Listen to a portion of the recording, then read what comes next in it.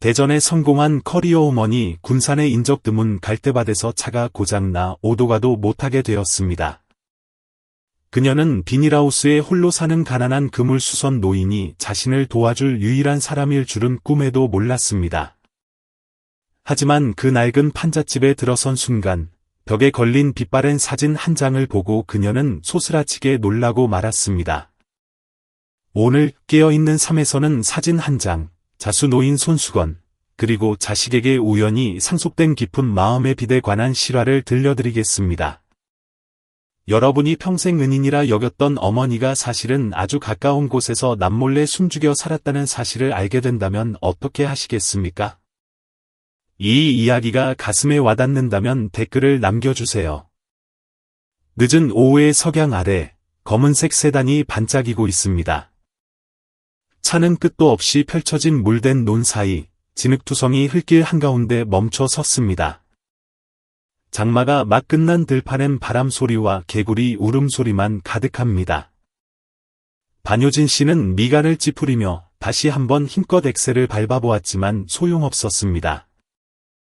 차는 쿨럭거리는 소리만 내더니 이내 잠잠해졌습니다. 그녀는 핸들을 내리치며 긴 한숨을 내쉬었습니다. 차창 밖으로는 빗방울이 지친 눈물처럼 주르륵 흘러내리고 있었습니다. 저 멀리 철골과 비닐 천막으로 대충 지은 비닐하우스 한 채가 늪지 가장자리에 웅크리고 있었고 문틈 사이로 호롱불 빛이 희미하게 새어나오고 있었습니다. 문득 효진은 돌아가신 어머니의 말이 떠올랐습니다. 만약 내가 돈만 쫓는 사람들 사이에서 길을 잃거든 굳은 살 박인 손과 조용한 눈빛을 가진 사람을 찾아가거라. 그때는 그 말이 무슨 뜻인지 이해하지 못했는데 이제는 물어볼 사람조차 없습니다. 효진은 차 문을 열고 밖으로 나갔습니다.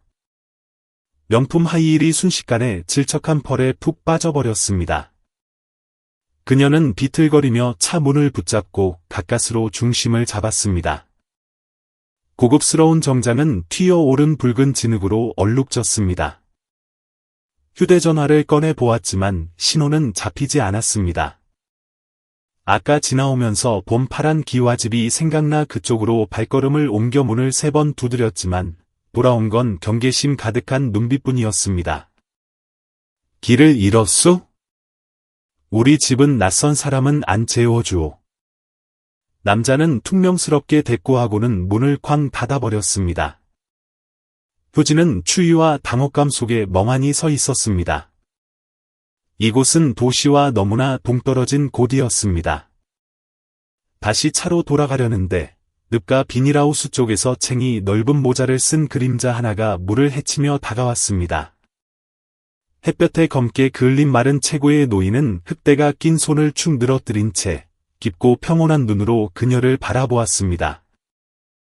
그는 아무런 판단도 하지 않는 듯한 느리지만 따뜻한 목소리로 물었습니다.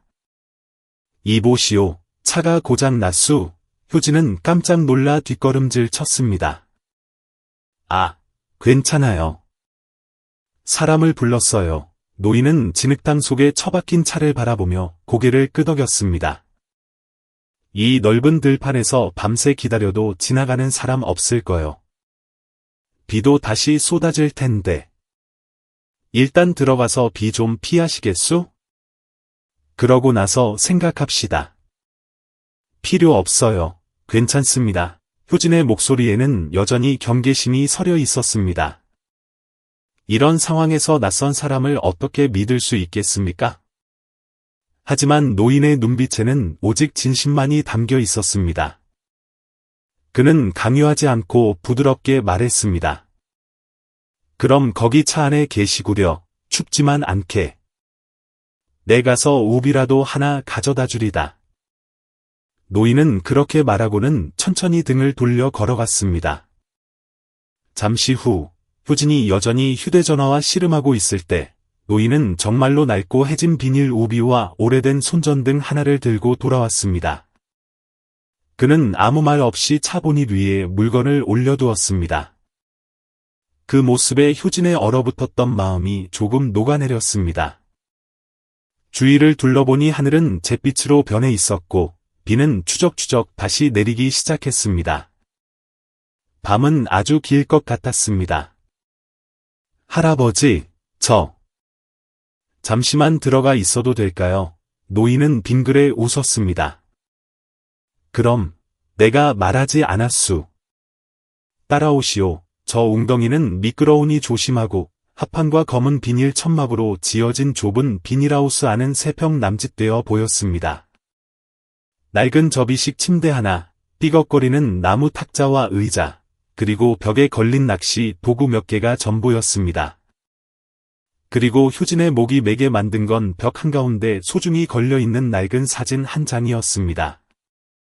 그녀는 홀린 듯 다가갔습니다. 흔들리는 호롱불 빛 아래 세월에 누렇게 바랜 사진 속에는 낯익은 젊은 여자가 갈대밭 사이에 서 있었습니다. 몸빼 바지를 입고 머리를 낮게 묶은 여자는 다정하게 웃고 있었습니다. 사진 밑에는 그의 군산의 장마철이라는 글씨가 삐뚤빼뚤하게 적혀 있었습니다. 효진은 숨이 멎는 것 같았습니다. 틀림없었습니다. 젊은 시절의 어머니, 신명자 여사였습니다. 어떻게 이 사진이 여기 있죠? 그녀의 목소리가 떨려 나왔습니다. 마판석 할아버지는 그 질문에 고개를 들었습니다. 그의 눈에 잠시 놀란 기색이 스쳤지만 이내 평온해졌습니다. 사진 속 사람을 아시오. 효진은 대답 대신 떨리는 손으로 썩어가는 액자틀을 어루만졌습니다. 심장이 거세게 뛰고 수만 가지 질문이 머릿속을 스쳤습니다. 어머니는 이곳에 대해 한 번도 말한 적이 없었습니다. 이런 외진 시골에 아는 사람이 있다는 말조차 한 적이 없었습니다. 왜 어머니 사진이 여기 있는 걸까요? 왜 하필 이곳일까요?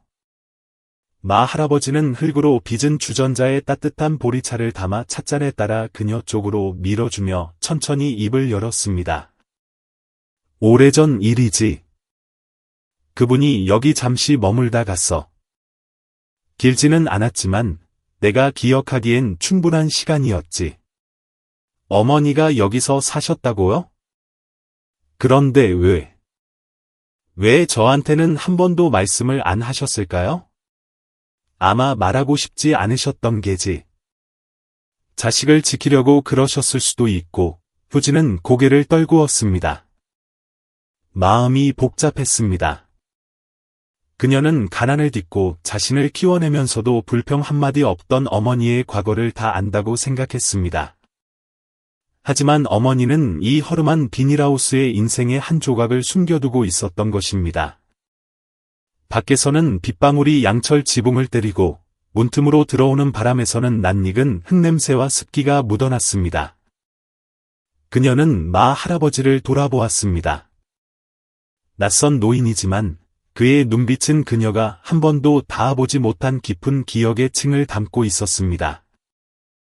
효진은 다시 사진을 바라보았습니다. 호롱불 아래서 엄마는 여전히 온화하게 웃으며 마치 잃어버린 퍼즐 조각을 찾으러 온 딸을 기다렸다는 듯 바라보고 있었습니다. 효진은 사진 앞에서 꼼짝도 못한 채 서 있었습니다. 도대체 어머니는 왜 이 남자의 집에 머물렀던 걸까요? 효진은 낡은 나무 탁자 위에 차려진 소박한 밥상을 바라보았습니다. 푹 삭은 배추김치 한 그릇, 간단히 무친 나물 한 접시, 그리고 김이 모락모락 나는 노르스름한 누룽지탕이 전부였습니다. 고기도 생선도 없는 초라한 밥상이었습니다. 그런데 이상하게도 마음이 차분하게 가라앉으며 어렴풋한 기억 속 어디선가 본 듯한 풍경에 가슴이 저릿해졌습니다. 마 할아버지는 이 빠진 찻잔에 차를 따르며 낮고 부드러운 목소리로 말했습니다. 찬이 없어서 미안하오. 가난이 익숙해서 나는 괜찮은데 손님 대접할 게 없네. 효진은 가만히 고개를 저었습니다. 사실 거절하려 했지만 온종일 운전하느라 굶주린 배와 뚝배기에서 풍기는 구수한 누룽지 냄새를 이길 수가 없었습니다. 그녀는 조심스럽게 의자를 끌어당겨 앉았습니다. 아니에요. 잘 먹겠습니다. 그녀의 목소리는 자신이 손님인지 비를 피해 들어온 나그네인지 확신이 서지 않는 듯 머뭇거렸습니다. 처마 끝에서는 빗물이 떨어지고 비닐 벽을 때리는 바람 소리가 윙윙거렸습니다. 탁자 위 호롱불이 일렁이며 지나간 옛 시절을 불러오는 듯했습니다.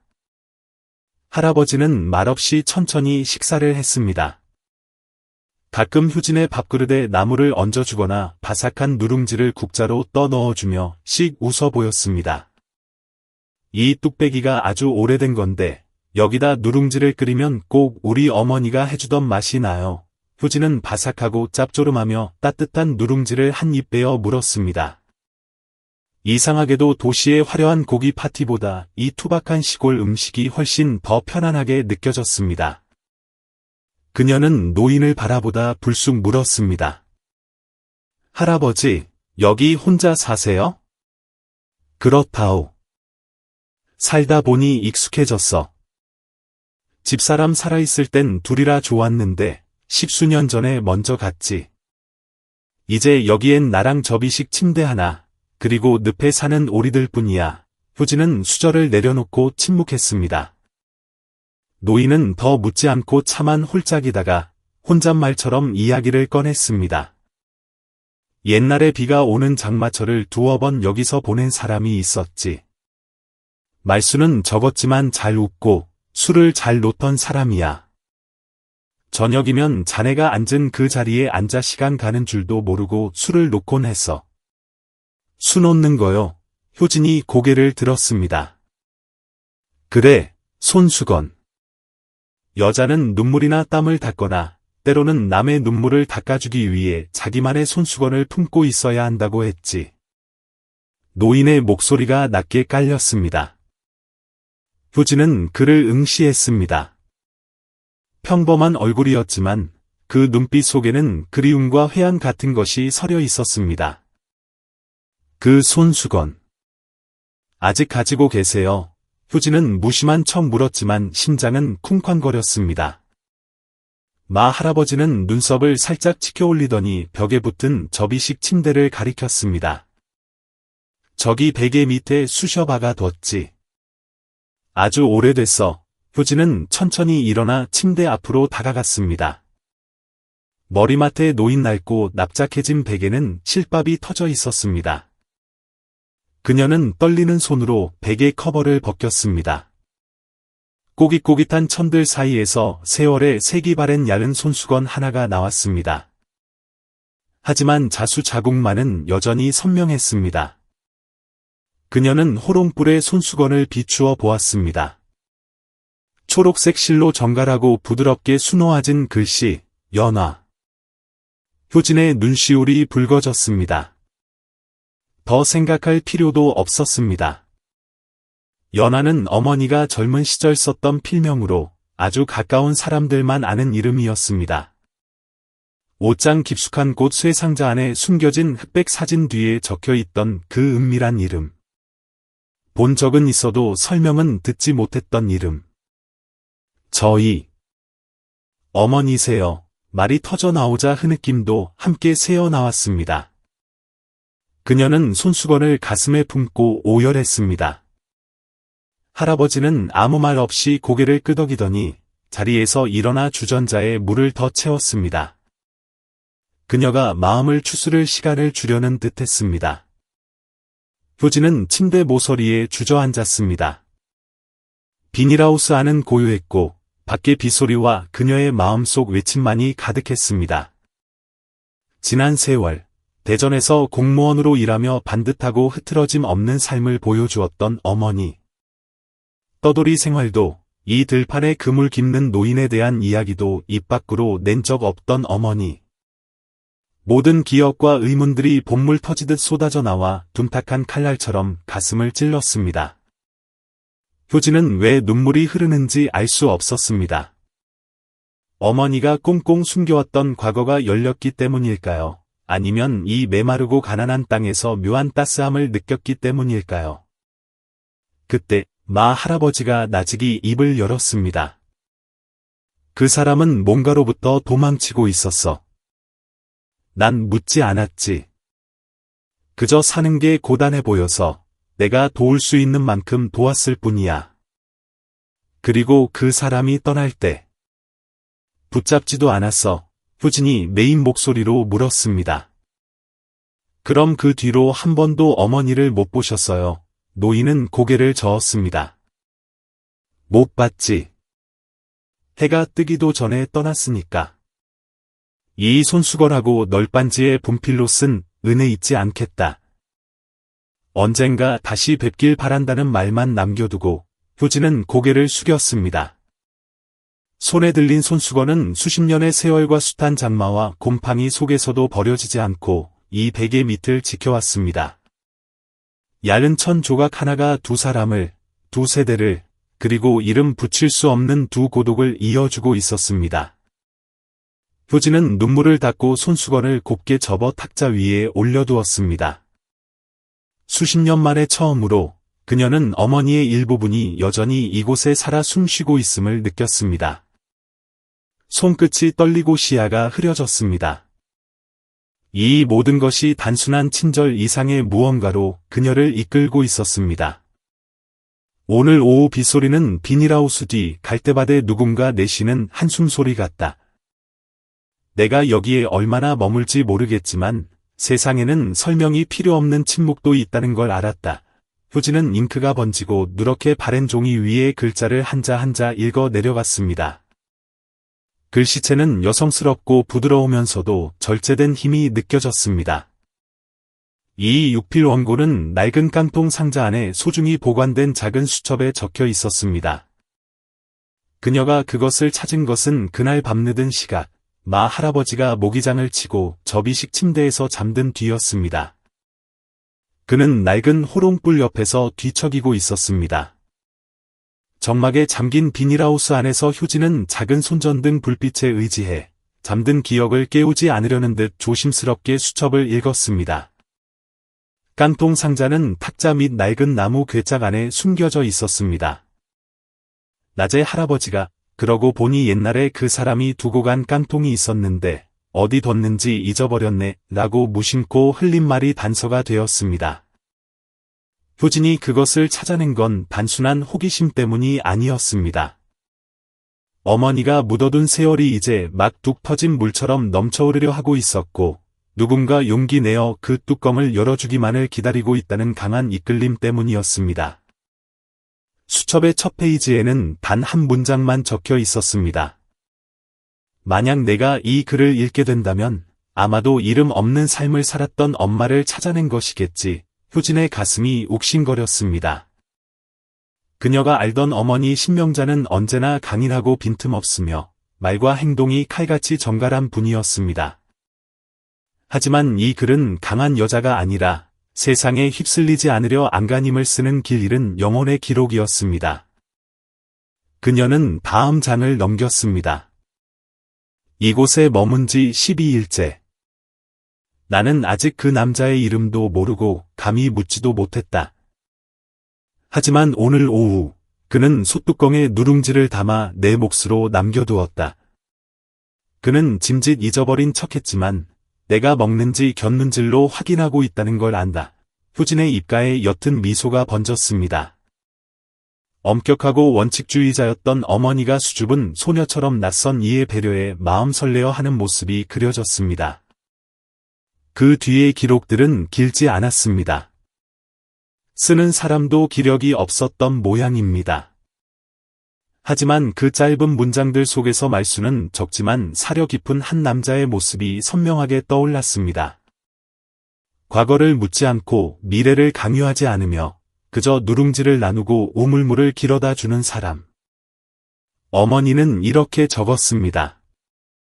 그는 내가 어디서 왔는지, 왜 여기 있는지 묻지 않는다. 그저 밤마다 내가 술을 놓을 수 있도록 등불을 켜줄 뿐이다. 그는 수놓을 마음이 남아있다면 아직 절망한 게 아니오라고 말했다. 후진은 수첩을 놓고 고개를 들어 주위를 둘러보았습니다. 합판과 쭈글쭈글한 지붕으로 된 초라한 곳이지만 수첩 속 이야기 덕분에 이곳은 영원히 깃든 안식처처럼 보였습니다. 인생의 가장 밑바닥에서 어머니를 품어준 성소, 성소였습니다. 그녀는 몇 장을 더 넘겼습니다.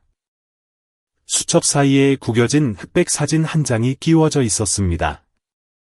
푸른 갈대숲을 배경으로 쪽진 머리의 젊은 여자와 책 넓은 모자를 쓰고 카메라를 피해 고개를 숙인 남자의 그림자가 찍혀 있었습니다.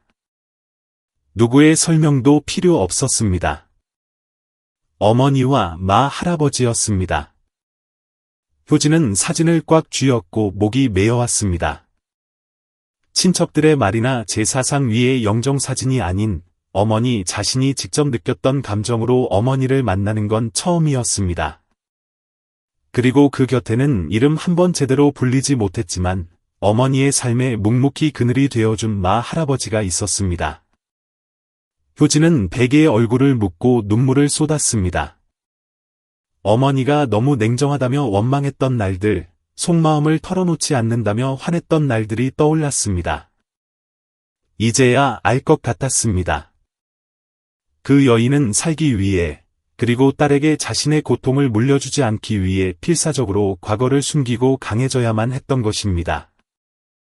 할아버지는 어머니 인생에서 이름 없는 존재였지만 가장 평범하고 인자한 안식처였습니다.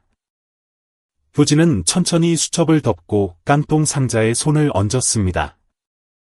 추위 때문이 아니라 벅차오르는 감정 때문에 손이 떨렸습니다.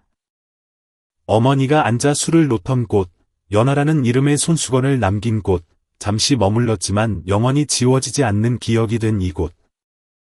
달빛이 나뭇잎 사이로 비쳐들고 밖에는 아직 비가 내리고 있었지만 효진의 마음 속에서는 오랜 장마 같은 응어리가 씻겨 내려가고 있었습니다. 그녀는 어둠 속에서 나직이 속삭였습니다. 엄마는 평생 갚지 못한 빚이 있었어.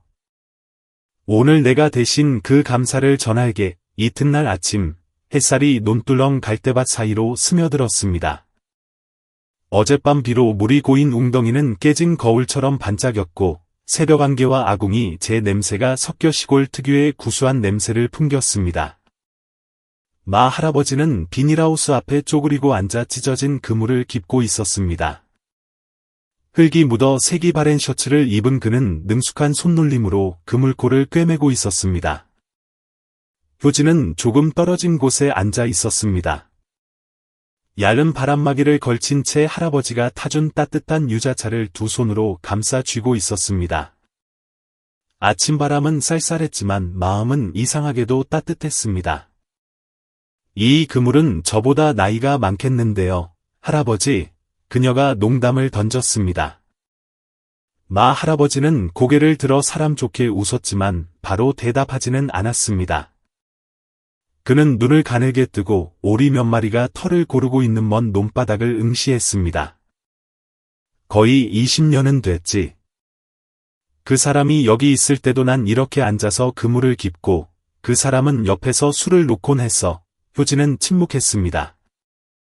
그가 말하는 그 사람이 자신의 어머니 신명자 여사임을, 손수건과 이름 없는 추억을 남기고 떠난 사람임을 알고 있었기 때문입니다.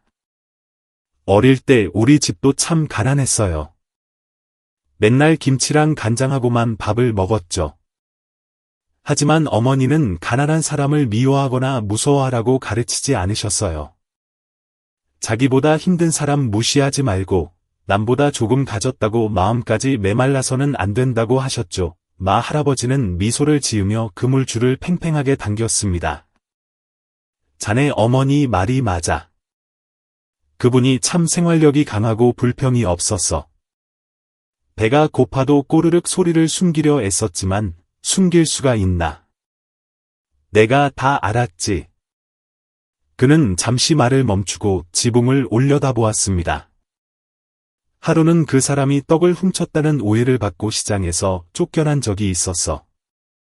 내가 나서서 말린 건 그 사람을 좋아해서가 아니라 넋이 나간 사람처럼 앉아있는 모습이 너무 안쓰러워서였어.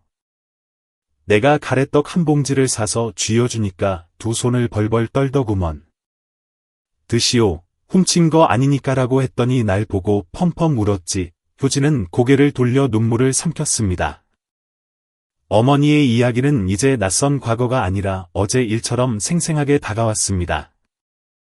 엄마가 그렇게 배고팠던 시절이 있었는지 몰랐어요. 할아버지는 말이 없었습니다. 그저 그물 스치는 소리와 구멍난 양철 지붕 틈으로 물이 뚝뚝 떨어지는 소리만 들릴 뿐이었습니다. 효진은 자리에서 일어나 비닐하우스 안으로 들어갔습니다. 굴러다니는 함석 조각을 찾아 의자를 끌어다 놓고 직접 지붕 위로 올라갔습니다. 망치질 소리가 쾅, 쾅 울려 퍼질 때마다 그녀는 할 수 있는 모든 방법으로 어머니의 빚을 갚아나갔습니다. 할아버지는 말리려다 말고 그저 지켜보았습니다. 헐떡거리며 내려온 효진이 웃으며 말했습니다. 할아버지보다 솜씨는 없지만 이제 비는 안 셀 거예요.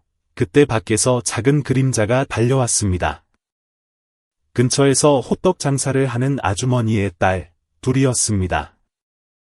아이는 갓 구운 뜨끈한 호떡 봉지를 할아버지 손에 쥐어주었습니다.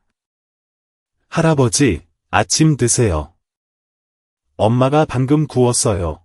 그러더니 효진을 보고 작은 목소리로 속삭였습니다. 아줌마는 누구세요? 여기서 살아요. 효진이 미소 지으며 대답하려는데 멀리서 동네 소식통인 오 여사가 눈을 가늘게 뜨고 쳐다보고 있는 게 보였습니다. 호기심 반, 경계심 반인 눈빛이었습니다. 효진과 눈이 마주치자 오 여사는 획 돌아서서 골목길로 사라졌습니다. 분위기가 어색해졌습니다. 효진은 문틀을 잡고 나지막하지만 분명한 목소리로 말했습니다. 할아버지, 노인이 깜짝 놀라 쳐다보았습니다. 그녀가 그렇게 부른 건 처음이었습니다. 효진은 심호흡을 하고 그를 바라보았습니다. 혹시 자식이나 손주 없으시면 제가 여기서 손녀 노릇 좀 하면 안 될까요? 할아버지는 눈을 크게 뜨고 입을 달싹이다가 이내 입을 다물었습니다. 한참 뒤 그는 바닥에 떨어진 그물 조각을 주우며 잠긴 목소리로 말했습니다. 난 이렇게 사는 게 편해. 늙어서 누가 내 이름 안 불러줘도 괜찮아. 효진이 다가와 그의 옆에 앉았습니다. 그리고 굳은 살 박인 노인의 손등 위에 자신의 손을 포개었습니다. 하지만 누가 불러주면 내가 아직 살아있구나 하고 느끼잖아요. 안 그래요, 할아버지? 노인은 오랫동안 침묵하다가 마침내 아주 살짝 고개를 끄덕였습니다. 그것은 효진에게 거리감을 뛰어넘는 포옹이자 두 외로운 영혼이 맞잡은 손과 같았습니다. 효진은 미소를 지으면서도 눈물을 흘렸습니다. 그녀는 자신에게 들려주듯 속삭였습니다. 그럼 이제 저도 고향에 가족이 생긴 거네요. 할아버지, 해가 중천에 뜨고 나뭇잎 사이로 햇살이 비닐하우스 위로 쏟아졌습니다. 효진이 방금 고친 지붕 틈에서 마지막 빗방울 하나가 떨어져 그녀의 뺨에 닿았습니다. 차가웠지만 달콤했습니다. 마치 길 잃은 아이가 오랜 세월 끝에 집으로 돌아오라는 부름을 받은 것 같았습니다. 오후가 되자 군산의 시골 풍경이 끝없이 펼쳐졌습니다. 논밭에서 불어오는 바람에는 물 빠진 흙냄새와 썩은 집 내음이 섞여 있었습니다. 햇볕은 따가움이 가시고 부드러워졌습니다. 북방길 옆 정자에서는 마을 사람들이 모여 막걸리를 마시고 과자를 먹으며 세상 사는 이야기를 나누느라 왁자지껄했습니다. 효진은 이웃 할머니가 따준 숟가들 하나름 안고 그 앞을 지나가고 있었습니다. 구멍가게에 들러 흑설탕을 좀 살 생각이었는데 갑자기 날카로운 여자 목소리가 들려왔습니다. 아니, 글쎄 그 도시에서 왔다는 여자가 마신의 비닐하우스에 눌러앉았다며?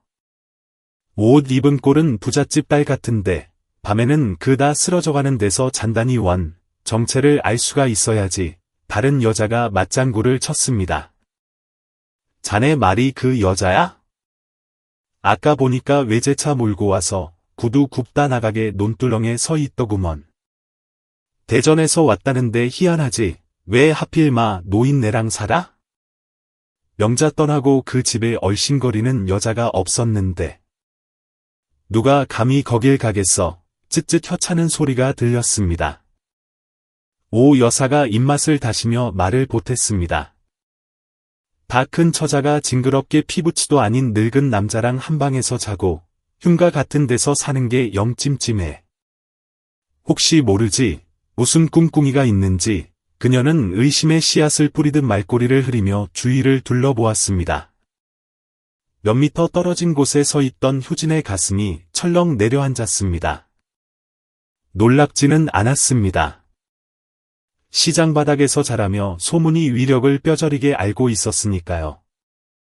소문은 실도 없이 남의 인생을 꿰매어 흉터를 남기는 바늘 같았습니다. 효진은 아무 대꾸도 하지 않고 고개를 숙였습니다. 저녁 바람에 머리카락이 흩날리며 화끈거리는 얼굴을 감쌌습니다. 그때 작은 손 하나가 그녀의 옷자락을 잡아당겼습니다. 마 할아버지네 자주 놀러 오는 영리한 꼬마 둘이었습니다. 이모, 아줌마들이 그러는데 저기 비닐하우스에 귀신 산대요. 진짜예요. 효진은 씁쓸하고도 애처로운 미소를 지으며 아이의 머리를 쓰다듬었습니다. 귀신은 없어. 그냥 조용히 사는 착한 사람들만 있을 뿐이야. 그럼 안 무서워요? 아니, 이모는 귀신보다 사람인 줄 알았는데 귀신보다 못한 사람들이 더 무서워. 아이는 눈을 동그랗게 뜨고 이해 못하겠다는 듯 웃더니 다시 뛰어갔습니다. 효진은 저물어가는 시골 들판에 홀로 남겨졌습니다. 그녀는 발길을 돌려 가게로 들어가지 않았습니다. 흑설탕 따위는 이제 중요하지 않았습니다. 등 뒤에서 수군거리는 소리가 바늘처럼 콕콕 찔러댔지만 효진은 그 바늘을 뽑지 않고 내버려 두는 법을 배웠습니다. 친절에는 늘 대가가 따른다는 것을 기억하기 위해서였습니다. 돌아오는 길, 그녀는 물 빠진 논두길을 따라 걸었습니다. 흙바닥은 거북이 등처럼 갈라져 있었습니다. 저 멀리 밀짚 모자를 눌러쓰고 구부정한 등으로 흙과 씨름하는 사람이 보였습니다. 마 할아버지였습니다. 그는 어젯밤 비로 무너진 둑을 보수하고 있었습니다. 진흙은 미끄러워 퍼 올려도 자꾸만 흘러내렸습니다. 손이 떨리는데도 그는 묵묵히 삽질을 멈추지 않았습니다. 효진은 말없이 숟가들 내려놓고 소매를 걷어붙였습니다. 할아버지가 고개를 들었습니다. 그는 놀란 눈치였습니다. 효진 양, 뭐 하는 거요? 제가 도울게요. 아니, 할아버지를 돕는 게 당연하죠. 그가 말리기도 전에 효진은 둑 아래로 뛰어내려 삽을 빼앗아 들었습니다. 제가 할게요. 제가 더 젊고 힘도 세잖아요. 할아버지는 좀 쉬세요. 노인은 한참을 서서 땀을 뻘뻘 흘리며 불평 한마디 없이 흙을 퍼 나르는 그녀를 바라보았습니다. 도시에서 온 세련된 여자가 진흙투성이가 된 모습을 보자 노인의 가슴 한구석이 뭉클해졌습니다. 동네 여편네들이 뭐라 떠들던가. 듣지 마라. 효진은 씩 웃었습니다. 들어야죠. 하지만 무서워서 듣는 게 아니라 세상을 알려고 듣는 거예요. 노인은 말이 없었습니다. 잠시 후 그가 나직이 말했습니다. 남의 입에는 뚜껑이 없어서 막을 수가 없어. 우리만 떳떳하면 그만이다. 효진이 고개를 들고 단호한 눈빛으로 말했습니다. 그럼 저도 할아버지랑 같이 떳떳하게 살면 되죠. 사람들이 할아버지가 좋은 분이란 걸 안 믿으면 제가 행동으로 보여줄게요. 하늘 위로 실구름이 연기처럼 흘러갔습니다. 마 할아버지는 아무 말도 하지 않았지만 밀짚 모자 아래 그늘진 눈가가 햇살을 머금은 듯 반짝였습니다.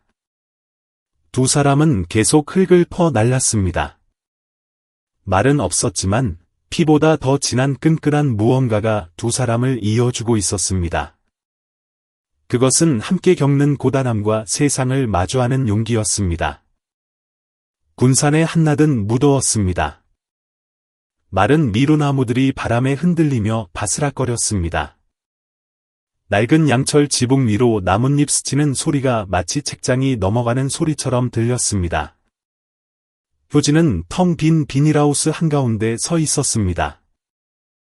며칠 전만 해도 낯선 이방인이었던 그녀는 이제 아궁이의 재 냄새, 늪의 물 비린내, 그리고 그물 깁는 노인의 투박한 따스함에 익숙해져 있었습니다. 마 할아버지는 아침 일찍 읍내 시장에 갔습니다. 초하루 제사에 쓸 과일과 그물끈을 사러 간다고 했습니다. 낡은 선풍기가 덜덜거리는 소리만 감도는 방 안에서 효진은 조용히 짐을 챙겼습니다.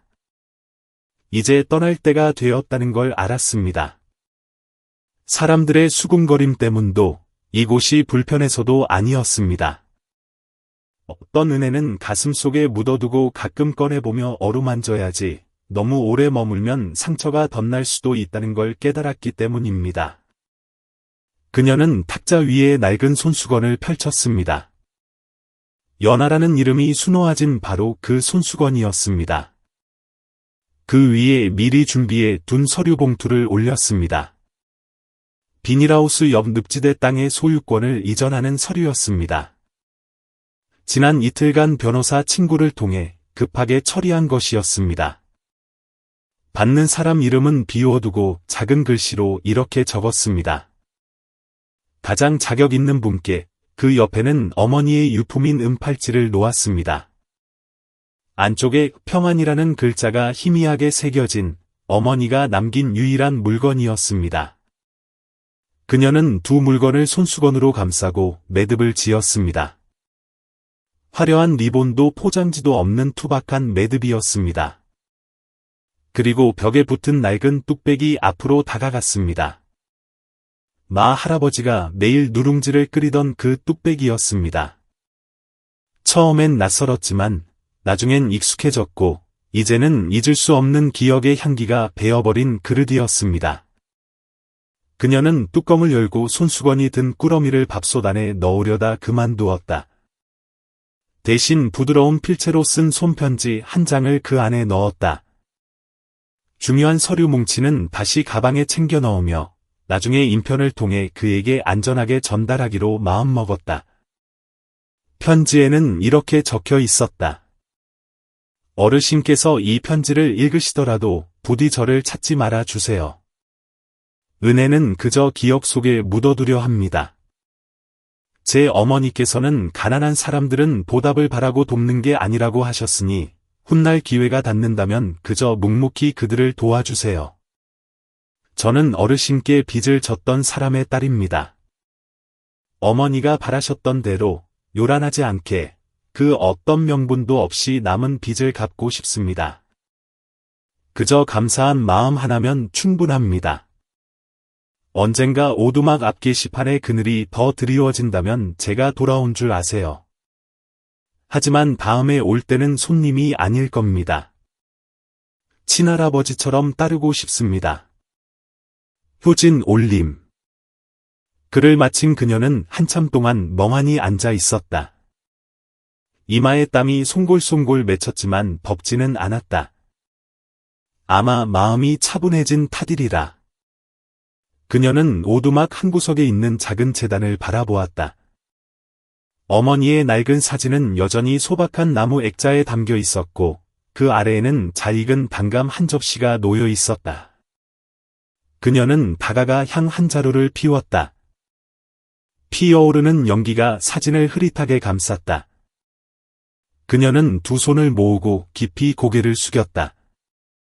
한 번의 절은 돌아가신 분을 위해, 또 한 번은 어머니를 보살펴준 분을 위해, 그리고 마지막 한 번은 더 착하게, 더 소박하게, 더 감사하며 살겠다는 자신과의 약속을 위한 것이었다. 밖에서 플라스틱 슬리퍼 끄는 소리가 들려왔다. 마 어르신이 돌아오시는 것 같았지만 이번에는 기다리지 않았다. 그녀는 등을 돌려 오두막을 나섰다. 한낮의 볕은 아침보다 더 따가웠고 물이 마른 논바닥 위로 은빛을 반사하며 반짝였다. 차에 오른 그녀는 안전벨트를 매고 백미러는 쳐다보지도 않았다.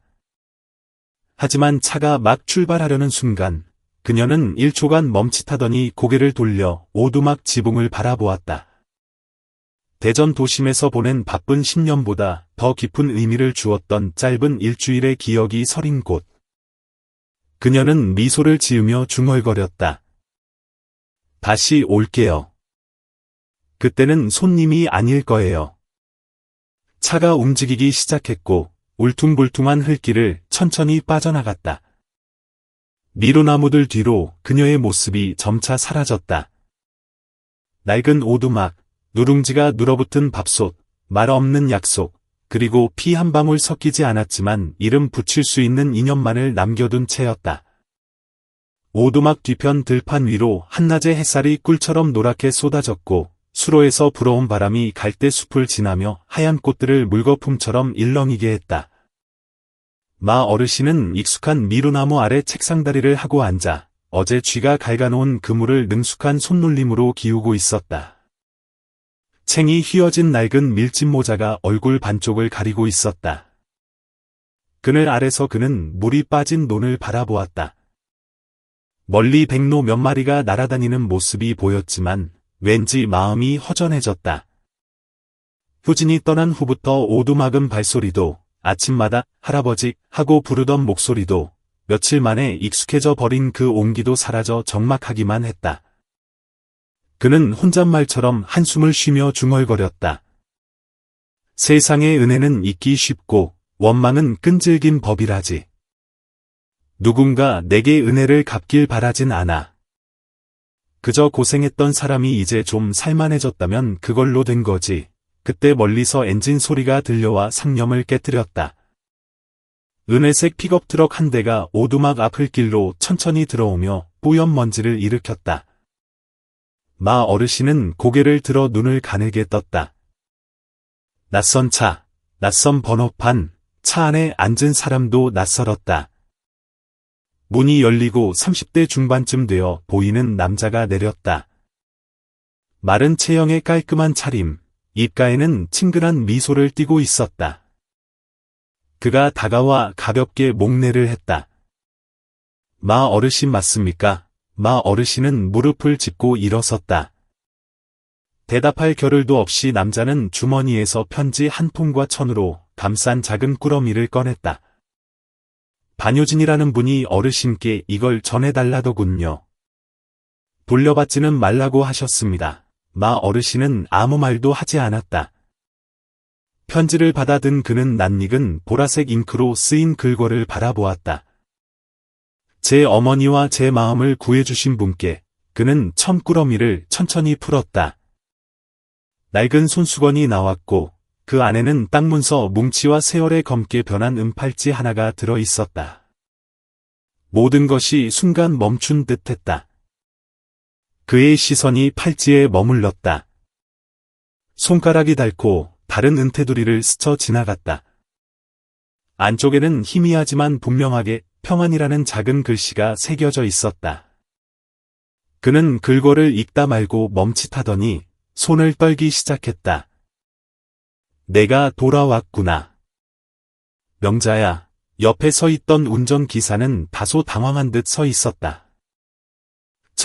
저는 그저 이 서류들을 배달해달라고 고용된 사람입니다. 그분이 말씀하시길 만약 어르신이 땅을 안 받으시겠다면 팔찌라도 간직해달라고 하셨습니다. 하지만 만약 받으신다면 옛사람이 주는 복이라 생각하라고 하셨어요. 마 어르신은 대답이 없었다. 바람이 불어와 이마 위로 희끗희끗한 머리카락을 흩트려 놓았다. 그는 고개를 돌렸다. 눈시울이 붉어졌지만 눈물은 흘리지 않았다. 한참 뒤 그가 잠긴 목소리로 고개를 끄덕였다. 그래, 받겠네. 하지만 재물을 받는 게 아니라 혈육을 받는 걸세. 기사는 미소를 지으며 고개 숙여 인사하고는 차에 올랐다. 픽업 트럭은 논두길을 가로질러 붉은 먼지 속으로 사라졌다. 멀리 울타리 옆에 서 있던 오씨 아주머니는 손에 채소 바구니를 든 채 눈을 가늘게 뜨고 그 광경을 지켜보고 있었다. 아무도 말하지 않았지만 호기심 어린 그녀의 눈빛이 처음으로 숙연해졌다. 방금 목격한 장면이 온갖 소문보다 더 성스러운 것이었기에 비꼬을 말이 없었다. 마 어르신은 오두막으로 돌아왔다. 손에는 여전히 손수건과 팔찌, 서류 뭉치가 들려 있었다. 그는 그 모든 것을 작은 제단 위에 올려두었다. 신명자 씨의 사진은 여전히 그곳에 있었지만 사진 속 소녀의 얼굴에는 이제 한평생의 무거운 의리를 증명하는 은팔찌가 더해져 있었다. 그는 조용히 한숨을 내쉬며 향을 피웠다. 그 구석진 탁자 위에서 10년 만에 처음 피어오르는 향이었다. 향 연기가 저녁밥 짓는 연기처럼 아른거렸다.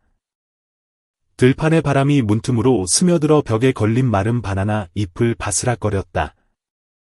마 어르신은 자리에 앉아 눈을 감았다. 한참 뒤에야 그가 나지막이 속삭였다.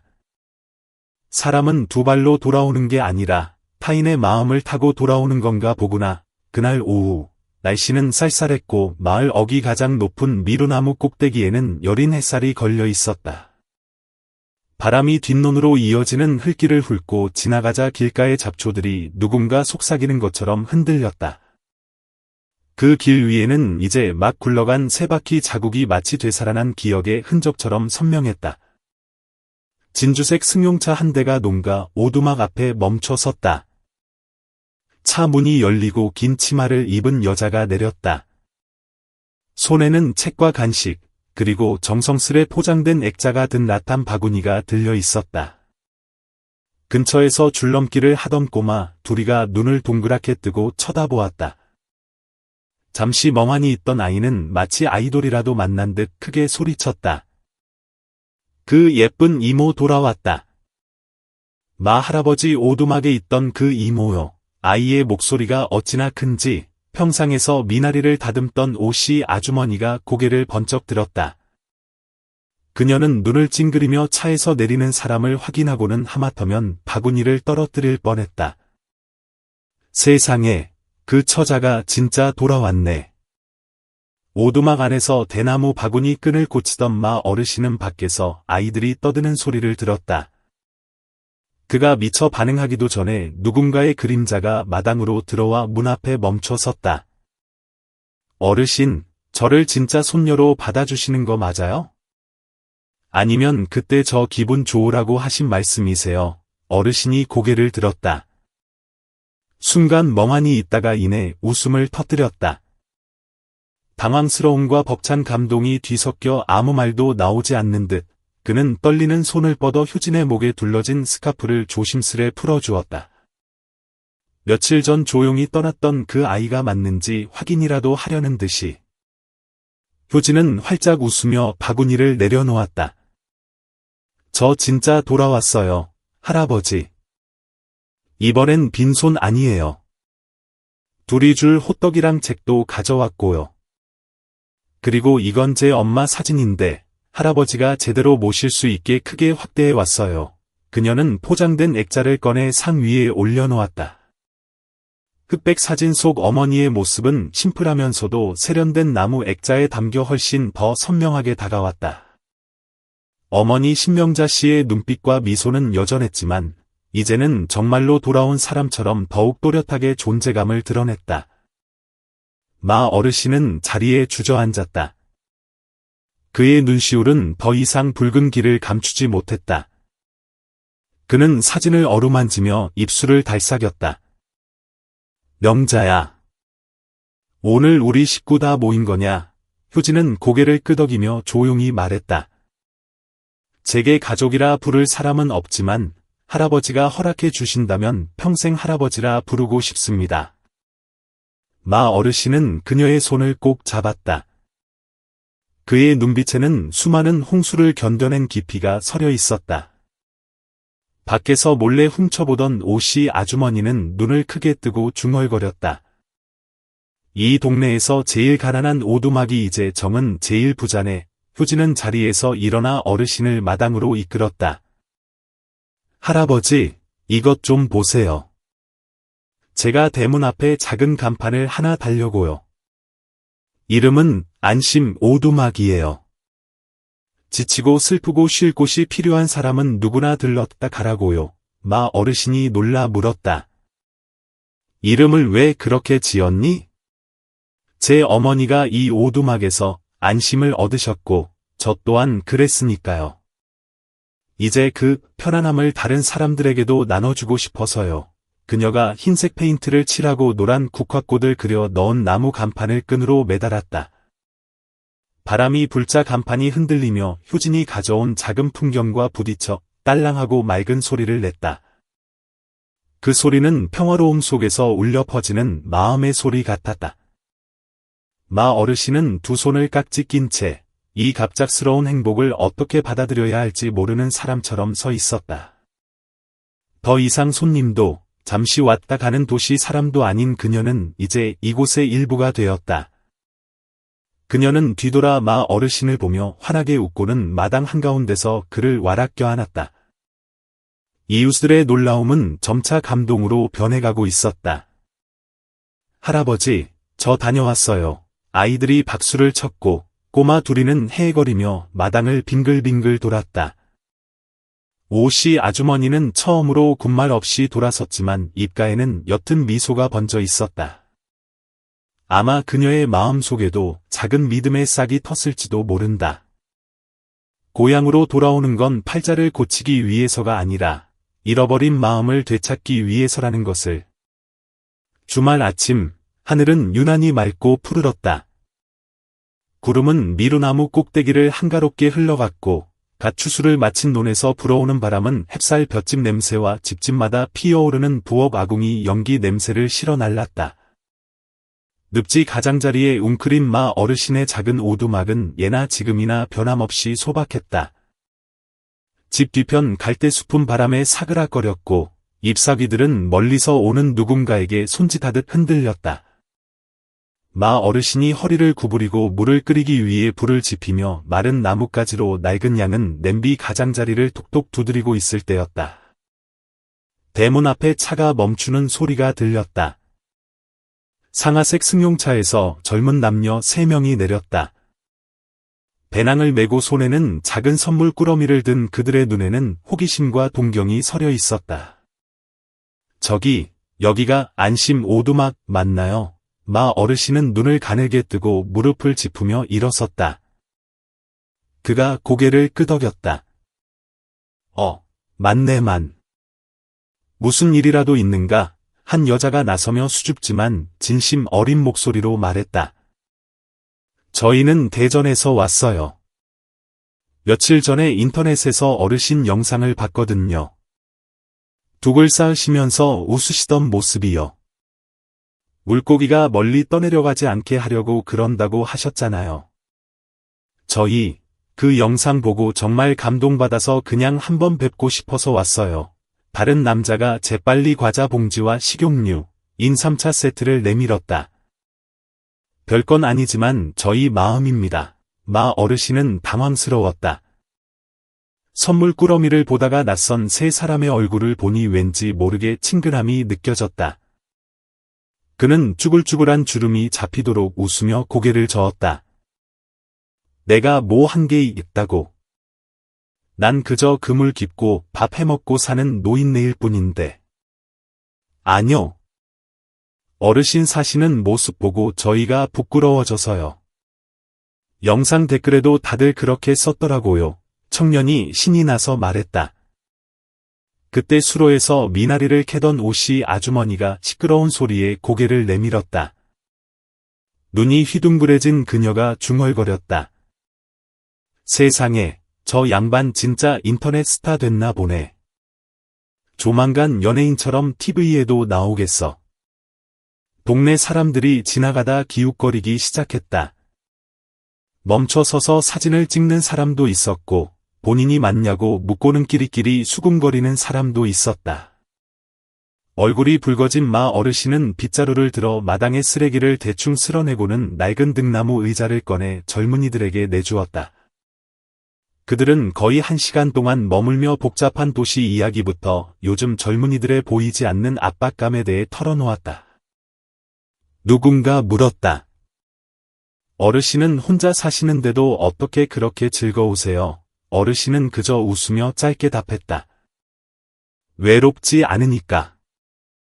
눈만 감지 않으면 어디에나 빛은 있는 법이라네.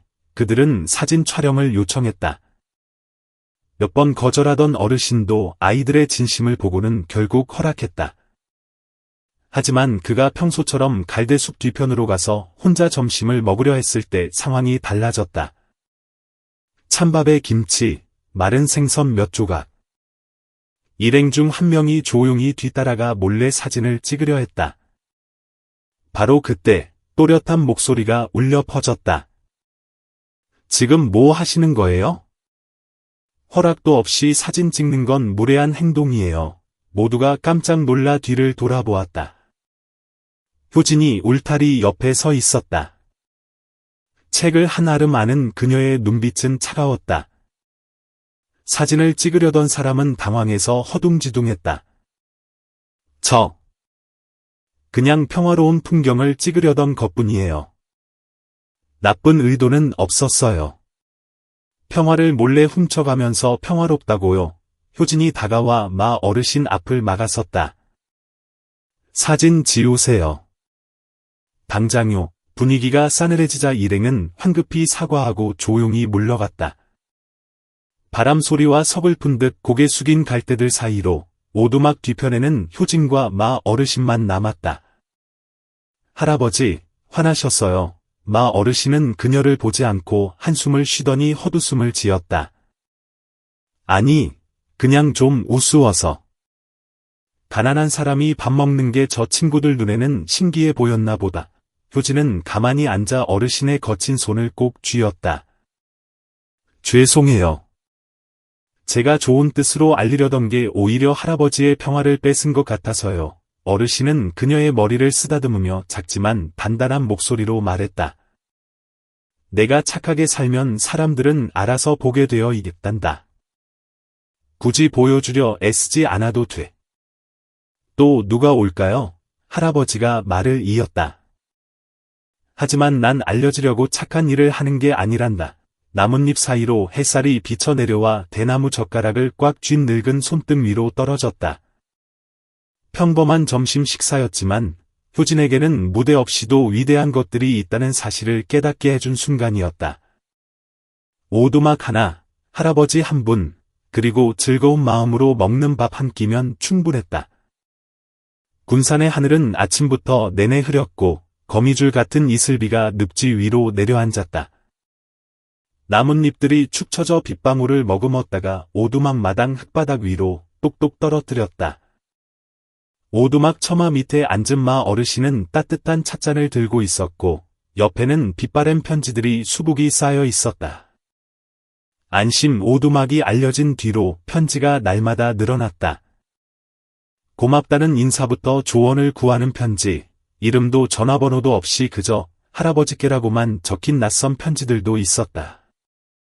마 어르신은 한꺼번에 다 읽지 않고 매일 조금씩 꺼내 천천히 읽었다. 효진이 농담처럼 말했다. 할아버지, 꼭 남의 일기장 훔쳐보시는 것 같아요. 그는 그저 눈가에 소중함을 담아 웃을 뿐이었다. 그런데 오늘 대나무 바구니 구석에 잊혀있던 낡은 편지들을 정리하던 중 꼬깃꼬깃해진 봉투 하나가 툭 떨어졌다.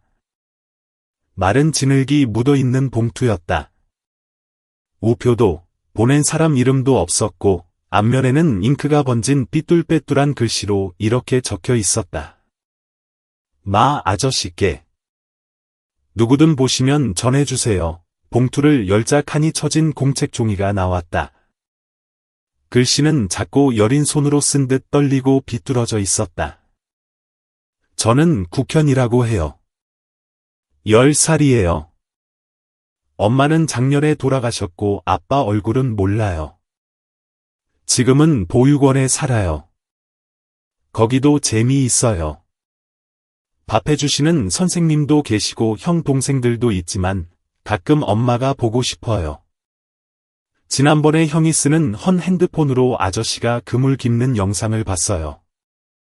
아저씨 말씀이 너무 멋있었고 아저씨 얼굴이 제 꿈속에 나오는 외할아버지랑 닮아서 편지를 써요. 아저씨가 누구신지는 모르고 이 편지가 도착할지도 모르겠어요. 하지만 기적이 있다면 아저씨를 할아버지라고 불러보고 싶어요. 딱 하루만이라도요. 아저씨가 싫으시다면 괜찮아요.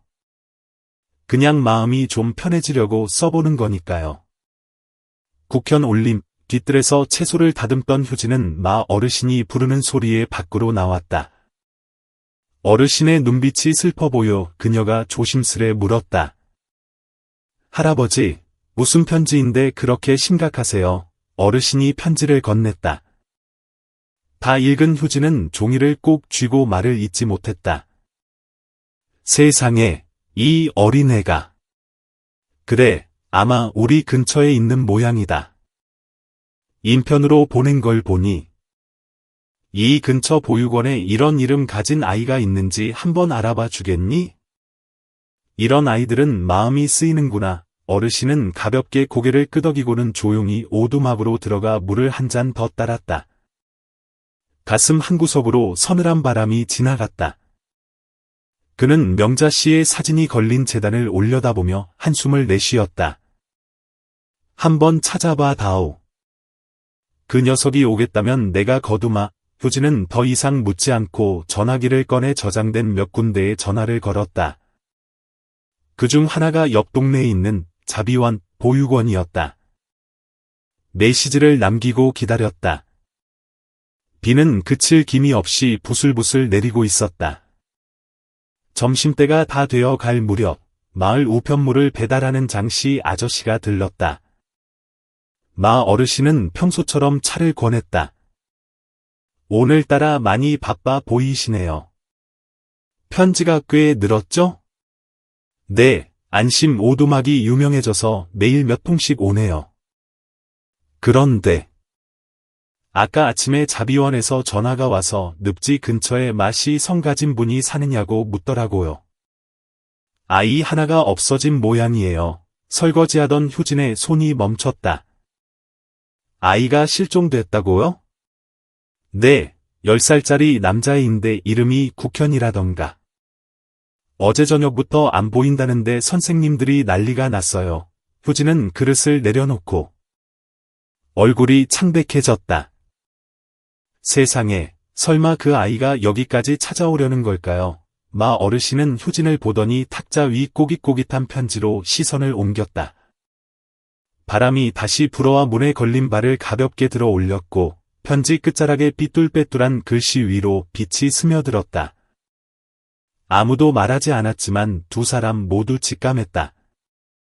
영상 속 다정한 말 한마디, 그 모습 하나에 의지에 한 번도 본 적 없는 사람을 찾아 나선 아이가 있다는 것을. 상상 속의 할아버지를 단 하루만이라도 다정하게 불러보고 싶어서. 지금 그 아이는 농길 어디쯤을 헤매고 있거나 버스 정류장 혹은 낯선 처마 밑에 웅크리고 있을지도 모른다. 안심 오두막은 할아버지 집이야 라는 어린 믿음 하나만 붙잡고서 5월의 햇살처럼 뜨거운 볕이 쩍쩍 갈라진 마른 논바닥 위로 쏟아져 내렸다. 후끈한 열기는 흙길가의 강아지 풀을 간신히 흔들 정도였다. 그 좁은 길 위로 조그만 그림자 하나가 묵묵히 걸어가고 있었다. 왜소한 체격의 남자아이였다. 낡고해진 첩모자를 쓰고 어깨가 바랜 셔츠에 색바랜 면바지를 입은 아이의 맨발은 흙투성이가 된 채 터져 있었다. 아이는 지나가는 사람을 만날 때마다 멈춰 서서 예의 바르게, 하지만 희망 섞인 눈빛으로 물었다. 아줌마, 아저씨, 혹시 안심 오두막이 어딘지 아세요? 듣는 사람마다 의아해했다. 고개를 젓거나 오두막이 다 거기서 거기지 알게 뭐냐 고 하는 사람도 있었고 이 꼬마 녀석 참 혼자 다니는 거냐 하며 혀를 차는 사람도 있었다. 하지만 아이는 포기하지 않고 갈림길이 나올 때마다 방향을 바꿔 다시 물었다. 한 번, 두 번, 세 번. 불타는 듯한 햇볕 아래 등줄기는 땀으로 젖어 옷이 살에 달라붙었지만 발걸음은 멈추지 않았다. 정오가 지나 그림자가 길어질 무렵 아이는 비틀거리며 길가 허름한 구멍가게 앞에 멈춰 섰다. 파란 천막 하나 쳐놓고 과자 몇 봉지와 음료수 몇 병을 매달아 놓은 그곳에는 백발이 성성하고 마른 할머니 한 분이 부채질을 하고 있었다. 아이가 조심스레 다가갔다. 할머니, 물 한 잔만 주실 수 있으세요? 아침부터 계속 걸었거든요. 박할멈이라 불리는 주인 할머니가 고개를 들어 아이의 지친 몰골을 보고는 깜짝 놀랐다. 그녀는 얼른 낡은 물병에서 시원한 물을 따라 건네며 안쓰러운 목소리로 물었다. 아이고, 꼬마야 어디서 왔는데 혼자니? 부모님은? 저 부모님 없어요. 보육원에 살아요. 할아버지를 찾으러 가는 길이에요. 할아버지? 어디 사시는데? 소녀는 주머니에서 꼬깃꼬깃해진 종이 한 장을 꺼내 내밀었다. 종이에는 마 어르신이 갈대숲을 배경으로 그물을 깁는 영상 캡처 사진이 인쇄되어 있었고 그 밑에 꾹꾹 눌러 쓴 글씨가 보였다. 안심 오두막. 물가 논 근처 나무 뒤. 사진 속 이분이 제 할아버지예요. 박할멈은 사진을 보자마자 무릎을 쳤다. 어머나, 이 양반 며칠 전에 영상 떴다는 그 양반이네. 저 아래 늪지 쪽에 살아. 넌 길 몰라서 못 간다. 내가 아는 오토바이 아저씨 불러줄게. 잠시 후 개조한 경운기 한 대가 가게 앞에 멈췄다. 동네에서 오토바이 택시 일을 하는 김씨 아저씨가 고개를 끄덕였다. 요 녀석 참 맹랑하네. 타라, 아저씨가 데려다 주마. 이 땡볕에 더 걸으면 쓰러져. 소녀는 고개 숙여 감사 인사를 하고는 낡은 천 가방을 꼭 껴안았다. 가방 안에는 낡은 옷 한 벌과 펜, 그리고 공책 한 권뿐이었다. 그때 늪지 오두막 마당에서 마 어르신은 그물을 말리고 있었다. 흙마당 가득 널린 그물 코에 걸린 풀들을 꼼꼼히 떼어내느라 이마엔 땀이 맺혔지만 그물 사이로 비치는 햇살을 보며 그는 미소를 짓고 있었다. 경운기가 마당 앞에 멈추고 국현이가 내렸다. 아이는 오랫동안 꼼짝 않고 서서 오두막을 바라보았다. 바람이 집 뒤편 나무들을 흔들고 지나갔다. 사진 속 풍경이 눈앞에 선명하게 펼쳐지자 작은 심장이 북소리처럼 쿵쾅거렸다. 마 어르신은 아직 아이를 보지 못했다.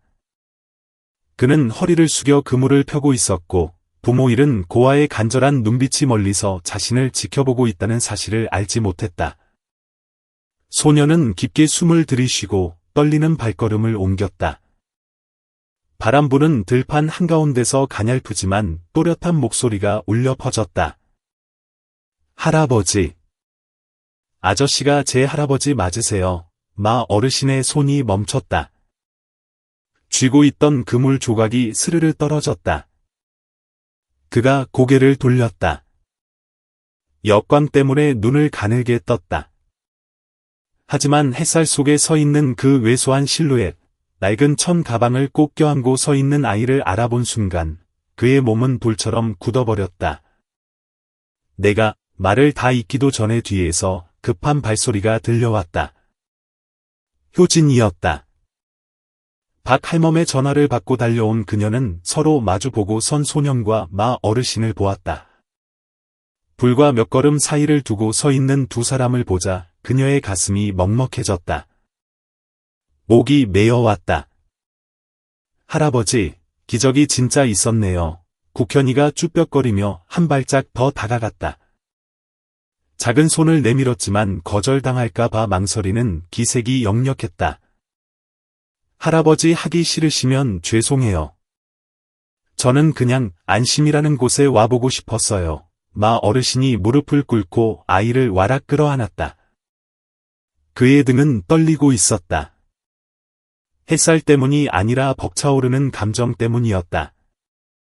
메말랐던 가슴 속에 작은 불씨가 확 타오르는 듯한 감동이었다. 효진은 입을 틀어막은 채 하염없이 눈물을 흘렸다. 바람은 계속 불었고 오두막 처마 끝 풍경은 맑은 햇살 속에서 웃음소리처럼 딸랑거렸다. 군산의 시골 마을에 설날이 찾아왔다. 멀리서 들려오는 닭 울음소리, 미루나무 숲을 지나온 바람에 실린 지푸라기와 밥 짓는 냄새가 명절을 알렸다. 집 앞 늪지는 고요했고 물결은 섣달그음의 햇살을 거울처럼 반사하며 추억을 비추고 있었다. 1년 내내 인적 드물던 농가 오두막이 오늘은 웬일로 시끌벅적했다. 마루 앞에서 국현이는 쭈그리고 앉아 문에 붉은 종이를 붙이고 있었다. 손에는 풀이 잔뜩 묻었고 얼굴은 꼬질꼬질했지만 입은 귀에 걸릴 듯 웃고 있었다. 할아버지, 저 맞게 썼죠? 그나 신년. 마 어르신은 부엌에서 떡국을 끓이며 그 모습을 내다보고 있었다. 그의 눈에는 소박한 행복이 어려 있었다.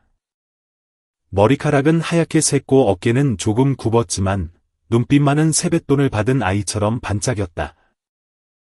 효진은 심플한 흑색 개량 한복을 입고 수도가에 앉아 물을 깎으며 이야기꽃을 피웠다. 옛날에 우리 엄마는 만두 빚을 때 틀도 안 쓰고 손으로 그냥 빚으셨어요. 모양이 좀 삐뚤어져도 정성이 들어갔다며 아무도 안 놀렸거든요. 그녀는 깎은 물을 대나무 채반에 올리고 소금을 뿌린 뒤 국현을 돌아보았다. 현아, 손 씻고 와서 이모랑 한과 만들자. 설날엔 다 같이 몫을 해야지. 아이는 빗물을 받아 둔 독으로 달려가 손을 씻었다. 얼굴이 환했다. 보육원에서는 진짜 설날을 맞아본 적이 없었다. 그저 평소보다 맛있는 밥과 작은 세뱃돈 봉투가 전부였던 명절이었다. 하지만 이곳의 설날에는 부엌 아궁이 냄새가 있고 웃음소리가 있고 편지 소꿈처럼 머리를 쓰다듬어주는 따뜻한 손길이 있었다. 해가 기울자 장작불 위에서 국이 보글보글 끓었다. 사골 국물과 대파 향이 섞인 김이 피어올랐다. 처마 끝 풍경 소리가 낡은 오두막에 움트기 시작한 새로운 삶의 리듬에 맞춰 딸랑거렸다. 수다쟁이 오씨 아주머니가 오늘은 작은 선물 바구니를 들고 쑥스러운 듯 찾아왔다. 설날인데 그냥 있기도 뭐해서 마 어르신이랑 효진씨 그리고 꼬맹이도 같이 먹으라고 장아찌 좀 담가왔어요. 마 어르신이 잇몸을 드러내며 웃었다. 어유, 와준 것만으로도 고맙지. 올해는 이 오두막에 복이 터졌네 그려. 어둠이 내리자 소박한 제단 앞에 제사상이 차려졌다. 김이 모락모락 나는 떡국 한 그릇, 나물 몇 가지, 흰쌀밥과 갈비찜 한 접시. 조상님께 올해는 저희도 가족이 생겼습니다라고 고하기엔 충분한 상차림이었다. 세 사람은 제단 앞에 섰다. 효진이 경건하게 두 손을 모으자 국현이도 따라했다. 아이의 눈가에 눈물이 맺혔지만 꾹 참았다. 하나님, 할아버지랑 이모랑 집을 주셔서 감사합니다. 마 어르신은 떨리는 손으로 향을 잡고 고개를 숙였다. 목소리가 잠겼다. 이번 설에는 혼자 밥 먹지 않게 해주셔서 감사합니다. 몇 년 동안 제사를 안 지낸 건 잊어서가 아니라 절을 올릴 사람도 제단을 보며 함께 침묵해줄 사람도 없어서였습니다. 하지만 올해는 달랐다. 차례를 마친 세 사람은 화롯가에 둘러앉아 뜨거운 떡국을 나눠 먹으며 옛날 이야기를 나눴다. 할아버지, 어릴 때 세뱃돈 받으셨어요? 그럼, 엽전 한 잎이었지만 금처럼 귀했지.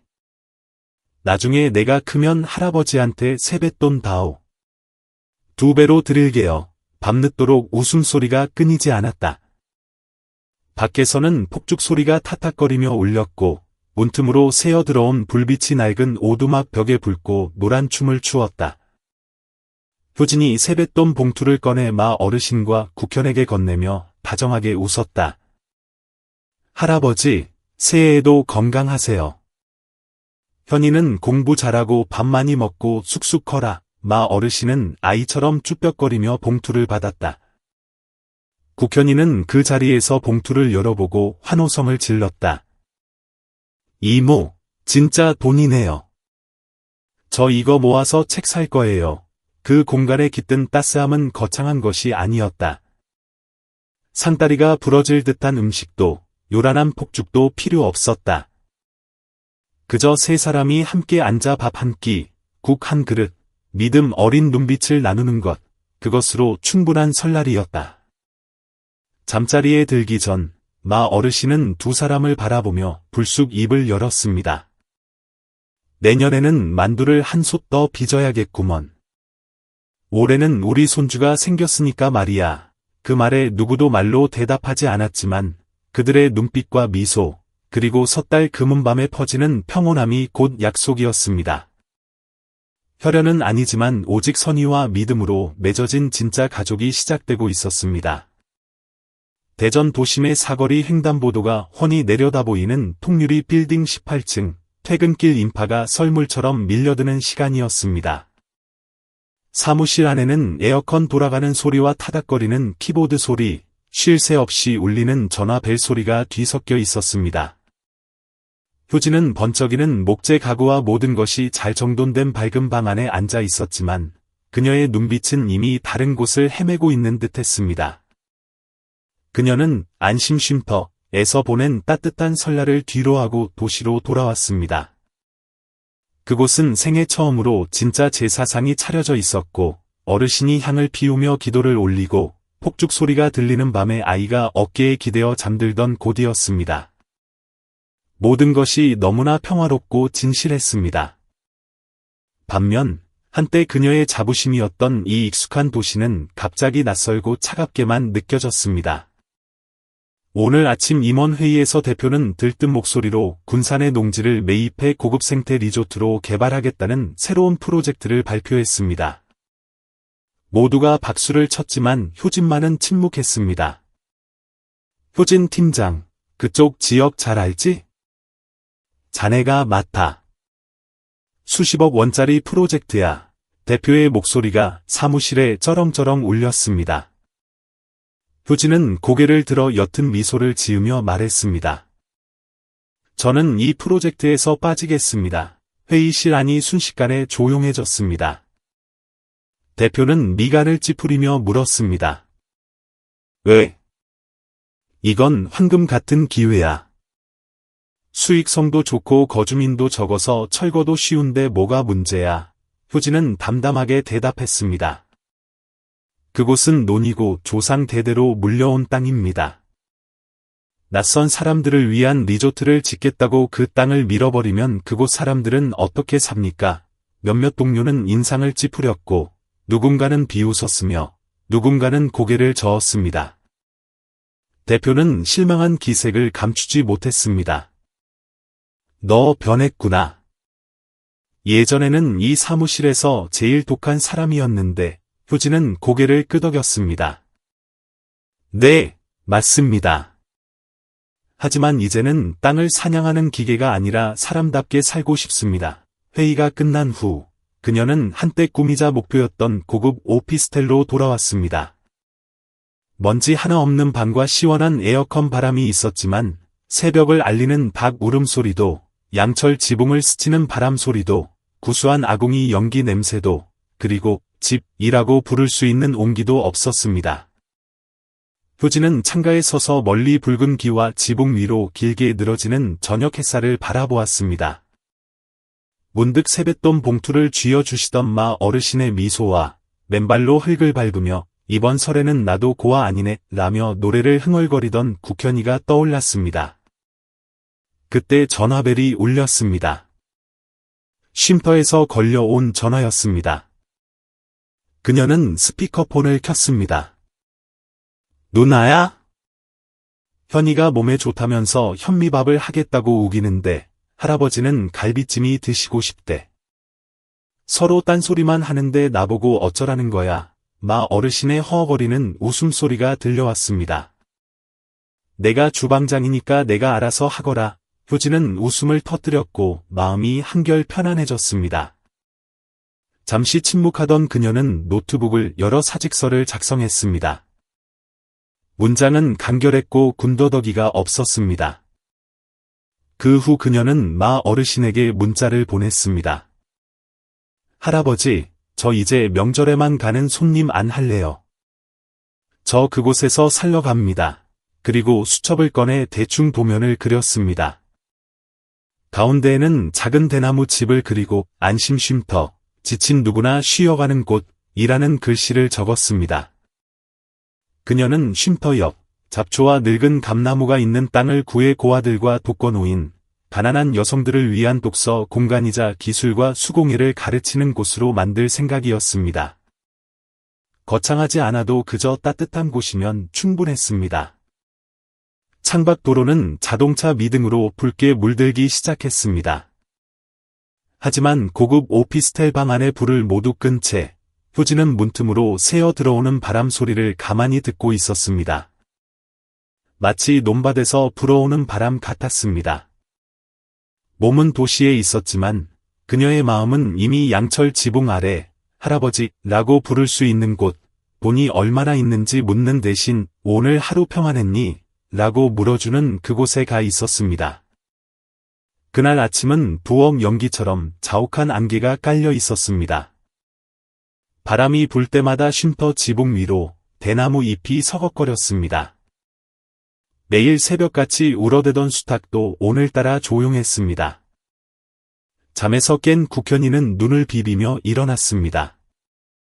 건너편 할아버지 침대는 비어 있었고 주방에서 물 끓는 소리도 익숙한 슬리퍼 끄는 소리도 들리지 않았습니다. 국현은 가슴이 철렁 내려앉는 것 같았습니다. 밖으로 나가 작은 목소리로 불렀습니다. 할아버지, 어디 가셨어요? 대답은 없었습니다. 쉼터 뒤편 수풀을 지나 달려가던 국현은 그 자리에 멈춰 섰습니다. 축축한 땅 위, 감나무 아래에 마 어르신이 몸을 웅크린 채 쓰러져 있었습니다. 한 손에는 찢어진 그물이 담긴 작은 바구니를 꽉 쥐고 있었습니다. 얼굴은 창백했고 눈은 감겨 있었습니다. 할아버지, 국현이 비명을 지르며 달려가 무릎을 꿇고 할아버지를 흔들었습니다. 눈을 뜨지 않는 할아버지의 몸은 얼음장처럼 차가웠습니다. 아이는 몸을 떨며 눈물을 쏟았습니다. 아무도 없어요? 우리 할아버지 좀 살려주세요. 할아버지가 쓰러졌어요. 할아버지, 죽으면 안 돼요. 아이의 울부짖음이 새벽 안개를 찢었습니다. 갈대밭에서 황새 한 마리가 푸드덕 날아올랐습니다. 근처에 살던 오 여사가 비명 소리를 듣고 황급히 달려왔습니다. 눈앞의 광경을 본 오 여사는 소스라치게 놀랐습니다. 아이고 맙서사, 마 영감님. 동네 사람들, 빨리 좀 나와 봐요. 온 동네가 발칵 뒤집혔습니다. 누군가는 이불을, 누군가는 생강차 끓인 물을 가져오고, 누군가는 아궁이에 불을 지폈습니다. 청년 2명이 어르신을 쉼터 안으로 옮겨 익숙한 접이식 침대에 눕혔습니다. 전화를 받았을 때 효진은 커뮤니티 센터 설립 허가를 받기 위해 면사무소로 향하던 중이었습니다. 그녀는 아무 말도 하지 못한 채 차를 돌려 집으로 질주했습니다. 쉼터에 뛰어 들어가니 창백한 얼굴로 가쁜 숨을 몰아쉬는 할아버지가 보였습니다. 국현이는 눈이 퉁퉁 부은 채 수건으로 할아버지의 이마를 닦고 있었습니다. 효진은 침대 옆에 무릎을 꿇고 앙상한 손을 꼭 잡았습니다. 할아버지, 제발 저희 무섭게 하지 마세요. 잠시 후 어르신이 힘겹게 눈을 뜨며 입술을 달싹였습니다. 할애비가 그렇게 쉽게 안 죽는다. 왜 그렇게들 난리냐? 효진은 울음을 터뜨렸습니다. 그녀는 할아버지가 가족들을 안심시키려고 농담을 하신다는 걸 알았습니다. 하지만 그 눈빛 속에서 처음으로 그동안 숨겨왔던 깊은 피로감을 보았습니다. 오후가 되자 어르신은 내내 누워만 계셨습니다. 이웃들이 조심스럽게 다녀갔고 쉼터는 다시 고요해졌습니다.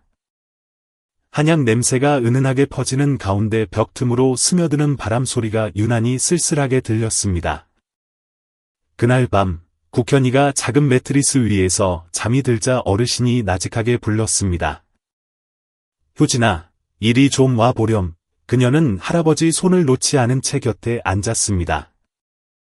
무슨 일 있으세요? 어르신은 얇은 베개 밑에서 꼬깃꼬깃 접힌 누런 종이 한 장을 꺼냈습니다. 그는 먼 곳을 응시하며 종이를 효진의 손에 쥐어 주었습니다. 오래전에 써둔 건데 언제 필요할지 몰라뒀다가 이제야 줄 때가 된 것 같구나. 할아버지, 이게 뭐예요? 유언장이다. 물려줄 땅 같은 건 없고 내가 지켜줬으면 하는 몇 가지 부탁을 적었다. 만약 내가 밤의 정적을 깰까 두려운 듯 목소리가 점점 작아졌습니다. 효진이 종이를 펼치니 삐뚤빼뚤한 글씨로 몇 가지 당부가 적혀 있었습니다. 하나, 이 쉼터를 안심 쉼터로 남겨 지치고 갈 곳 없는 이들이 쉬어갈 수 있게 해다오. 둘, 쉼터를 팔거나 남에게 넘기지 마라 다오. 나중에 현이가 커서 필요 없다고 하면 더 어려운 아이에게 물려다오. 셋, 효진이 내가 시간 날 때 들러서 향 하나 피워주면 옛 친구 기억해주는 걸로 알겠다. 다 읽은 효진의 눈에서 눈물이 떨어져 종이를 적셨습니다. 그녀는 종이를 다시 접어 가슴에 품었습니다. 할아버지, 아직 가시지도 않았는데 왜 벌써 이런 말씀을 하세요? 어르신은 아궁이 불처럼 따뜻하지만 이 빠진 미소를 지어 보였습니다. 늙은이는 바람이 바뀌는 걸 아는 법이란다. 나는 죽는 건 두렵지 않지만 훗날 아이들이 쉴 곳이 사라질까봐 그게 걱정이다. 효진은 더 이상 말하지 않고 고개를 끄덕이며 할아버지의 손을 꽉 잡았습니다. 그날 밤, 밤새 바람이 불었고 문 밖에 달린 풍경이 딸랑거렸습니다. 마치 인생은 바람처럼 더덥지만 선의와 유언처럼 재산보다 소중한 것들은 누군가 지키고자 한다면 영원할 수 있다고 말해주는 듯했습니다. 그날 오후는 날씨가 흐리고 구름이 둑을 따라 몰려왔으며 아침 비가 남긴 흙내음이 바람에 실려왔습니다. 작은 쉼터 안에서 마 어르신은 제사를 준비하며 마당을 쓸고 있었습니다. 향이 타오르며 낡은 지붕 틈 사이로 연기가 피어올라 하늘에 옅은 그리움을 그렸습니다. 효진은 나물 반찬과 간장, 구운 생선이 놓인 제사상을 차리고 있었습니다. 국현이는 색종이를 오려 벽에 붙일 꽃을 만들고 있었습니다. 그때 멀리서 덜덜거리는 엔진 소리가 들리더니 칠이 벗겨진 경운기 한 대가 마당으로 들어왔습니다. 운전자는 햇볕에 검게 그을린 피부에 낡은 셔츠를 입고 작업 모자를 쓴 마른 중년 남성이었습니다. 경운기가 멈췄지만 그는 바로 들어오지 않고 제단 옆에 걸린 묵주를 뚫어지게 쳐다보며 서 있었습니다. 효진은 경계하는 눈빛으로 밖으로 나갔습니다. 국현이는 효진의 등 뒤로 숨어 옷자락을 꽉 잡았습니다. 누구를 찾으세요? 남자는 바로 대답하지 않았습니다. 한참 후 그는 쉰 목소리로 말했습니다. 마 어르신을 뵙고 싶습니다. 찻잔을 들고 나오던 마 어르신은 그 남자를 보고 멈칫했습니다. 순간 두 사람의 시선이 마주쳤습니다. 그것은 적대감이 아니라 아주 오랫동안 묻어두었던 기억이 되살아나는 순간이었습니다. 남자는 망설임 없이 다가와 흙바닥에 무릎을 꿇었습니다. 떨리는 목소리로 그가 말했습니다. 접니다. 표달식입니다. 저를 기억하십니까? 마 어르신은 원망도 반가움도 없는 눈빛으로 고개를 끄덕였습니다. 기억하지. 그때 난 참 못난 놈이었습니다. 어르신이 공금 횡령했다고 거짓말을 해서 쫓겨나게 만든 놈이니까요. 몇 년 뒤에야 그 돈이 김씨 할머니 바지 주머니에 있었다는 걸 알았습니다. 하지만 저는 겁이 나서 비겁해서 입을 다물었습니다. 곁에 서 있던 효진은 주먹을 꽉 쥐었고 눈시울이 붉어졌습니다. 어르신은 한 번도 이 이야기를 한 적이 없었습니다. 국현이가 물었을 때도 그저 할아버지는 이렇게 사는 게 편해 라고 웃어넘기셨을 뿐이었습니다. 달식 씨는 땅에 머리를 박고 말했습니다. 용서를 빌러온 게 아닙니다. 그저 진심으로 죄송하다는 말을 하러 왔습니다. 동네 사람들이 마당 주변으로 하나둘 모여들었습니다. 오 여사도 옷자락을 쥐고 눈물을 글썽이며 서 있었습니다. 그녀 역시 그 시절 헛소문을 믿었던 사람 중 하나였습니다. 아무도 말하지 않았고 풀숲에서 우는 귀뚜라미 소리만 들려왔습니다. 하늘은 점점 어두워졌습니다. 마 어르신은 찻잔을 탁자에 내려놓고 천천히 걸어갔습니다. 그는 서두르지 않고 깊고 고요한 호수 같은 눈으로 무릎 꿇은 남자를 내려다보았습니다. 한참 뒤 어르신이 입을 열었습니다. 미움을 품고 살면 마음만 힘들지. 그는 앙상하지만 따뜻한 손으로 달식 씨를 일으켜 세웠습니다. 달식 씨는 눈이 빨개진 채 고개를 들지 못했습니다. 이걸로 됐다. 나도 늙었는데 남은 날들은 마음 편히 살아야지 않겠나. 동네 사람 중 한 명이 달식 씨의 어깨를 치며 말했습니다. 사람이 살다 보면 실수할 수도 있는 거지. 중요한 건 인정하는 거야. 여기 와서 고개 숙일 용기를 냈으니 자네도 이제 사람 된 거야. 다른 이가 거들었습니다. 나도 옛날엔 의심했었어. 자네가 이러는 걸 보니 나도 마 어르신께 죄송하구먼.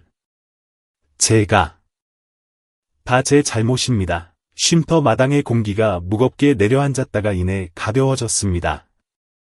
바람이 불어와 향 연기를 하늘 높이 실어 날렸습니다. 풍경 소리가 위로하듯 딸랑거렸습니다. 달식 씨는 어르신의 손을 꽉 잡았습니다. 어르신은 여전히 이 마을에서 제일 덕망 높은 분이십니다. 마 어르신은 이 빠진 웃음을 지으며 말했습니다. 대단한 거 아니야. 그저 밤에 다리 뻗고 잘 수 있게 사는 거지. 효진은 눈물을 글썽이며 서 있었습니다. 그녀는 진정한 친절이란 베푸는 것뿐만 아니라 용서할 줄 아는 것임을 깨달았습니다. 잊어서 용서하는 것이 아니라 나 또한 불완전한 인간이고 실수하며 옹졸했던 적이 있음을 알기에 용서하는 것입니다. 그날 저녁, 효진은 문 앞에 앉아 막걸리를 나눠 마시는 할아버지와 달식 씨를 바라보았습니다. 별다른 대화는 없었습니다. 국현이는 기둥에 종이꽃을 붙이며 뛰어놀았습니다. 그녀는 할아버지가 그저 용서한 것이 아니라 다른 이에게 진짜 사람답게 사는 법을 가르쳐 주셨다고 생각했습니다. 그리고 오늘부터 안심 쉼터는 길 잃은 사람뿐만 아니라 잘못을 저질렀던 사람이 고개 숙여 다시 시작할 수 있는 곳이 되었습니다. 마 어르신이 조용히 세상을 떠난 지 1년이 지났습니다. 작은 시골 마을은 여전히 그대로입니다. 붉은 흙길은 논두렁을 따라 이어지고 가로수는 저녁바람에 흔들리며 강가에는 여전히 안심 쉼터라 불리는 작은 집이 자리하고 있습니다. 낡은 집은 수리되어 새 양철 지붕을 얹고 벽도 튼튼해졌지만 빛바랜 마루와 가운데 놓인 접이식 침대, 왼편의 작은 제단과 그 위에 놓인 어르신의 영정사진, 그리고 아침마다 햇살에 반짝이는 묵주까지 모든 것이 옛 모습 그대로입니다. 대문 앞에는 새로 칠한 나무 간판이 걸려 있습니다. 붉은 글씨로 안심 쉼터, 길 잃은 분은 들어오세요 라고 적혀 있고 그 아래에는 국현이가 흰 분필로 꾹꾹 눌러 쓴 글씨가 덧붙여져 있습니다. 들어오시면 마음이 편해져요. 이제 이곳은 피 한 방울 섞이지 않은 세 사람만의 거처가 아니라 부모 없는 아이들과 의지할 곳 없는 노인들의 보금자리가 되었습니다.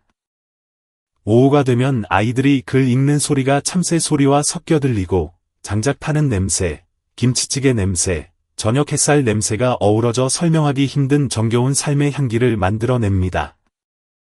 효진은 이제 도시의 화려한 부동산 전문가가 아니라 수수한 계량 한복에 머리를 질끈 묶은 모습으로 물을 다듬어 김치를 담그고 있습니다.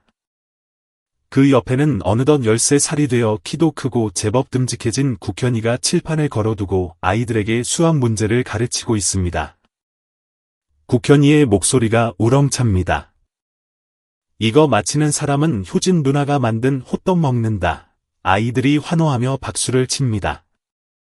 이웃 보육원에서 기술을 배우러 온 아이, 옆마을 가난한 집 아이, 학교를 그만두었던 아이들이 칠판 앞에서 웃고 있습니다. 멀리서 오 여사가 잘 익은 감이 든 바구니를 들고 오며 소리칩니다. 자자, 오늘 효진 선생님이 곶감 만드는 거 가르쳐 준대. 단 거 좋아하는 사람 와서 거들어. 카메라를 맨 남자 한 명도 도착했습니다. 전라북도 방송국 PD라고 소개한 그는 효진에게 말했습니다. 선생님, 이 쉼터가 아주 유명해졌습니다. 도지사님도 칭찬하시던데 저희가 다큐멘터리를 찍어서 이 봉사 활동을 널리 알리고 싶습니다. 효진은 미소를 지으며 고개를 저었습니다. 이곳은 유명해질 필요가 없습니다. 그저 기억되면 충분합니다.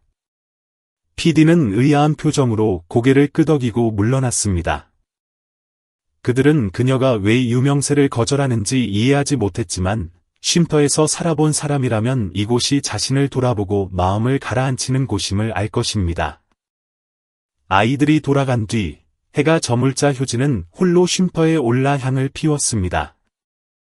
누군가 툇마루를 스쳐 지나간 듯 향 연기가 공기 중에 부드럽게 퍼졌습니다. 그녀는 낡은 서랍을 열어 누렇게 바른 편지 한 통을 꺼냈습니다. 마 어르신이 돌아가시기 전에 남긴 편지였습니다. 삐뚤빼뚤한 글씨가 적혀 있었습니다. 효진아, 내가 이 쉼터를 지켜준다면 하레비는 사람들 마음속에 조금 더 머물 수 있단다. 나는 비석도 필요 없고 길 이름도 필요 없다. 쉼터 뒤 감나무가 푸르고 그 침대만 그대로 있다면 그것으로 족하다. 그녀는 편지를 읽고 또 읽었습니다. 눈물이 뺨을 타고 흘러내렸지만 입가에는 슬픔이 아닌 감사의 미소가 번졌습니다. 밖에서 국현이가 그림 한 장을 들고 뛰어 들어왔습니다. 누나, 이거 봐요. 그림 속에 쉼터가 있고 옆에는 연못, 그물 깁는 할아버지, 웃고 있는 누나, 그리고 공책을 든 아이가 있어요. 오른쪽 구석에 내 가족이라고 썼어요. 효진은 아이를 품에 안았습니다. 햇볕 냄새가 나는 아이의 머리카락 위로 눈물이 떨어졌습니다. 그녀는 속삭였습니다. 그래, 내 집이고 영원히 우리 집이야. 그날 밤 쉼터 앞 풍경이 바람에 댕그랑거렸습니다. 초승달이 나뭇잎 사이로 고개를 내밀고 마을은 평화에 잠겼습니다. 외로운 노인의 비 피할 곳이었던 작은 오두막은 이제 수많은 길 잃은 영혼들의 안식처가 되었습니다. 이제 아무도 마 어르신을 가난한 그물쟁이 노인이라고 부르지 않습니다. 사람들은 그를 더 정겨운 이름으로 부릅니다. 우리 마을 할아버지, 그리고 그가 살던 안심 쉼터는 꺼지지 않는 작은 등불처럼 그 자리를 지킬 것입니다. 요란하거나 화려하지 않아도 누군가 조용히 찾아와 앉아 자신의 마음을 다독일 수 있는 곳으로 말입니다. 저는 가족이란 핏줄이 같고 친척이 있고 서류로 증명되어야 하는 것이라고 생각했었습니다. 하지만 마 어르신과 효진, 그리고 국현이의 이야기를 통해 때로는 누군가 쉬어갈 수 있도록 마음을 열어주는 곳이 진짜 가족임을 깨달았습니다. 겉모습과 과거, 직함으로 서로를 쉽게 평가하는 바쁜 세상 속에서 양철 지붕 아래 차려진 김치 반찬의 소박한 밥상과 감사할 줄 아는 눈빛이 길 잃은 마음을 집으로 이끌 수 있다는 것을요. 아마도 대가를 바라지 않는 친절이야말로 사람들이 영원히 기억하는 이유일 것입니다. 그리고 꾸밈없는 진심으로 건네는 용서는 그 어떤 큰 선물보다 고귀합니다. 인생에서 길을 잃어보지 않은 사람은 없으니까요. 하지만 잠시 쉬어갈 곳만 있다면 우리는 다시 시작할 수 있습니다. 여러분은 어떠신가요? 삶에 치여 길을 잃은 적이 있나요? 조건 없이 손을 내밀어준 누군가가 있었나요? 이 이야기가 여러분에게 울림을 주었다면 댓글에 숫자 2를 남겨주세요. 여러분은 지금 어디서 이 영상을 보고 계신가요? 제가 그곳으로 인사를 전할 수 있도록 공유해 주세요. 그리고 친절한 마음이 널리 퍼져야 한다고 믿으신다면 제가 가슴 따뜻한 이야기를 계속 전할 수 있도록 구독 부탁드립니다.